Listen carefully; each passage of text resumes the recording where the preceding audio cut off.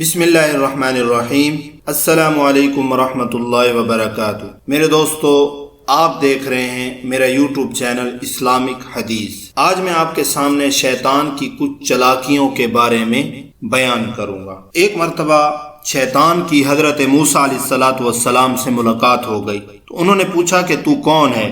تو وہ کہنے لگا میں شیطان ہوں۔ انہوں نے فرمایا کہ تو لوگوں کو گمراہ کرنے کے لیے بڑے دورے ڈالتا پھرتا ہے، تیرے تجربے میں کون سی بات آئی ہے؟ وہ کہنے لگا آپ نے تو بڑی عجیب بات پوچھی ہے، یہ کیسے ہو سکتا ہے کہ میں آپ کو اپنی ساری زندگی کا تجربہ بتا دوں؟ حضرت موسیٰ علیہ السلام نے فرمایا پھر کیا ہے بتا دے۔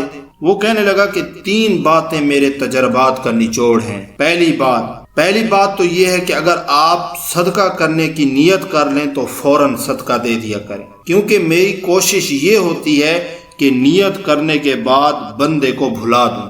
جب میں کسی کو بھلا دیتا ہوں تو پھر اسے یاد ہی نہیں ہوتا کہ میں نے نیت کی بھی تھی یا نہیں۔ دوسری بات یہ ہے کہ جب اللہ تبارک و تعالی سے کوئی وعدہ کرو تو اسے فوراً ہی پورا کر دو، کیونکہ میری کوشش یہ ہوتی ہے کہ میں اس وعدے کو توڑ دوں۔ مثلا کوئی وعدہ کرے کہ اے اللہ میں یہ گناہ نہیں کروں گا، تو میں خاص محنت کرتا ہوں کہ وہ اس شخص کو ضرور اس گناہ میں مبتلا کر دوں۔